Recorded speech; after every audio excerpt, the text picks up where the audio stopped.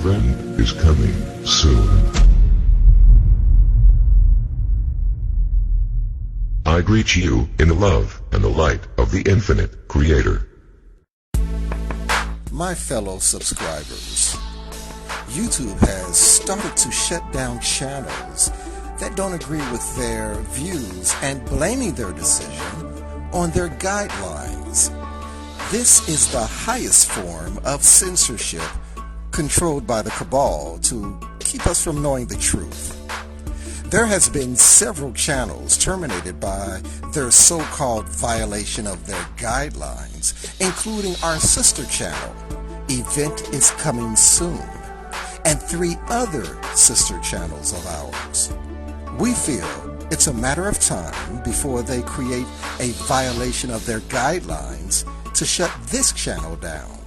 We have created a channel on Daily Motion, which is an alternative to YouTube. Please go to dailymotion.com and subscribe and view our videos as well. Tell your friends also that we have our new channel, The Event is Coming Soon, on dailymotion.com. Let's unite and keep this very important channel alive. Victory of the Light. Incarnated angels and star people, which group do you belong in? People have come from all over the universe to live upon Earth. In my private psychic counseling practice, I've been able to get to know many people whose origins are not of this earth. I've learned that there are many incarnated extraterrestrials, ETs, angels, and walk-ins upon the planet right now.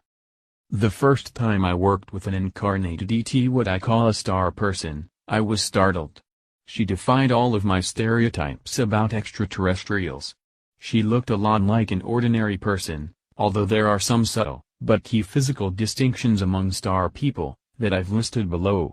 Yet, until I psychically discerned that she was working with a spacecraft, I had no clue that she wasn't from the Earth. When I told my client that I was seeing her working and traveling on a large spacecraft, she readily agreed. She, unlike some of my subsequent star person clients, was very aware of her originations. Since working with this first star person, I've had the opportunity to work with a dozen more, and I found some interesting patterns among them. 1. Star people have eyes that are shaped like crescents with the bars pointing down, such as on the letter N. Think of Bette Midler's eyes, and you've got the picture. Most incarnated star people have small bones, and are thin and short in stature. They tend to have very plain facial features, and most of them dress very casually. They have auras with stripes pointing away from the body, with the colorings of rainbows. 2. Their life purposes are to help as needed. They don't usually have a specific life purpose, but instead, they've agreed to help whomever needs help. So, they frequently have ordinary jobs where they can reach a lot of people through their encouraging words and uplifting attitudes. 3. They have very little tolerance for dishonesty and violence. They came from planets where these traits are non-existent, so they do not know how to cope with humans who are inauthentic, manipulative, or violent. Because of this lack of coping skills with common Earth problems, incarnated ETs are often mislabeled with psychiatric disorders, including attention deficit disorder, ADD. 4. Because their planets have different customs about family life, childbirth, reproduction, and sex, many star people don't contract to have earthly marriages or children. They feel out of sync with the typical American romantic images, because this isn't their style. In addition, they know that family life would interfere with the light work that they contracted to do during their lifetime. Very often, female star persons fall in love with a much younger man, who is a soulmate from their star group. 5. Star people know, deep down, that they aren't from the Earth. They often spend their lives feeling like they don't fit in or belong here. One star person said, "I've always had this sense that I was dropped off here, on this planet, and I've been waiting for someone to return and take me home." Such feelings bring up issues of abandonment for star people. The other people whom I've gotten to know in my private practice is the incarnated angels. They, 2. Have distinguishing characteristics. 1. Incarnated angels have sweet facial features, usually with a heart-shaped face and childlike features. 2. They have a history of codependent relationships, because of their predisposition to giving and nurturing others.